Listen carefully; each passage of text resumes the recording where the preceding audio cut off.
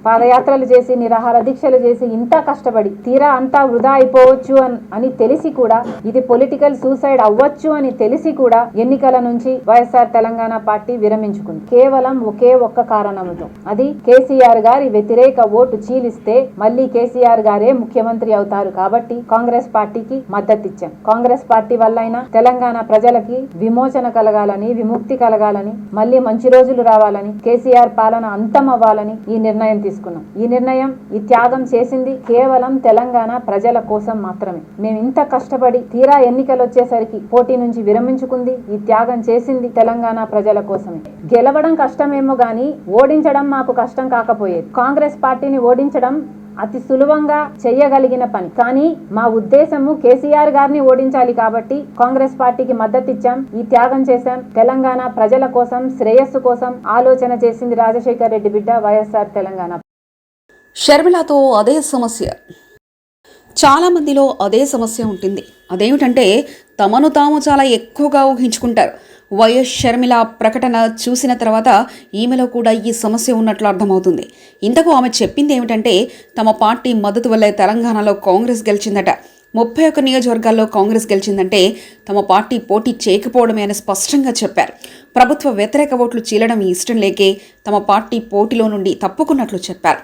తమ పార్టీ త్యాగాన్ని గుర్తించిన కారణంగానే కాంగ్రెస్ నుండి ఆహ్వానం అందినట్లు చెప్పుకొచ్చారు. షర్మిల చెప్పింది ఏమిటంటే తమ పార్టీ గనుక పోటీ చేసుంటే కాంగ్రెస్ అధికారంలోకి వచ్చుండేది కాదని, పైగా కాంగ్రెస్ విజయానికి 31 నియోజకవర్గాల్లో తమ పార్టీయే కారణమని అన్నారు. ఇక్కడ కూడా ఒక సందేహం ఏమిటంటే అసలు వైఎస్ఆర్టీపీ తరపున పోటీ చేయడానికి 31 మంది గట్టి అభ్యర్థులున్నారా అని. ఎందుకంటే పార్టీ పెట్టి 2 ఏళ్లు అవస్థలు పడిన షర్మిల పార్టీని తెలంగాణ సమాజం ఏమాత్రం పట్టించుకోలేదు. ఇటు మిగిలిన రాజకీయ పార్టీలు పట్టించుకోలేదు, అటు మామూలు జనాలు పట్టించుకోలేదు. పాదయాత్రలన్నారు, దీక్షలన్నారు, ధర్నాలన్నారు, కేసీఆర్ అండ్ కోను డైరెక్ట్గా అటాక్ చేశారు. ఎంత చేసినా ఎవరు షర్మిలాను పట్టించుకోలేదన్నది వాస్తవం.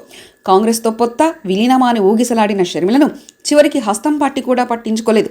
అందుకనే కాంగ్రెస్ మీద కోపంతో అన్ని నియోజకవర్గాల్లో పోటీ చేయబోతున్నట్లు ప్రకటించారు. తాను పాలేరుతో పాటు మిర్యాలగూడలో కూడా పోటీ చేయొచ్చన్నారు. ఇదే పాలేరు ప్రజల సాక్షిగా, ఇదే పాలేరు మట్టి సాక్షిగా రాజశేఖర రెడ్డి బిడ్డ మాటిచ్చింది. ఈ పాలేరుకు రాజశేఖర రెడ్డి గారి సంక్షేమ పాలన తాను అందిస్తాను.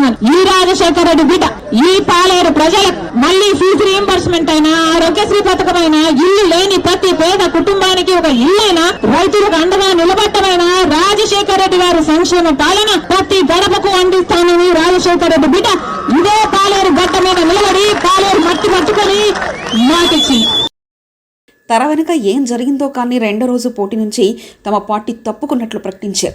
కాంగ్రెస్ గెలిచిన తర్వాత ఇప్పటి వరకు ఒక్కళ్ళంటే ఒక్కళ్ళు కూడా షర్మిలకు ధన్యవాదాలు చెప్పలేదు. సోనియా, రాహుల్, ప్రియాంక కూడా పట్టించుకోలేదు. కాంగ్రెస్కు తాను మద్దతిచ్చానని చెప్పి ఆగిపోతే బాగుండేది, కానీ తమ పార్టీ త్యాగం చేయకపోతే కాంగ్రెస్ అధికారంలోకి వచ్చుండేది కాదని ప్రకటించడమే ఆశ్చర్యంగా ఉంది.